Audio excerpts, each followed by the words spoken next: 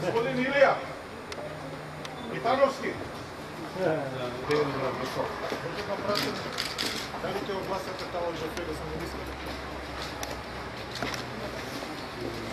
Најверојатно да.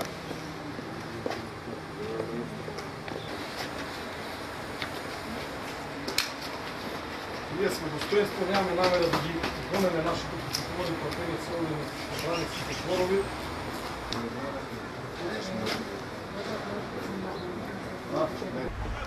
Господине Николовски, зошто го избегнувате тој глестал? Не го избегнувам, ја да во тој влегувам.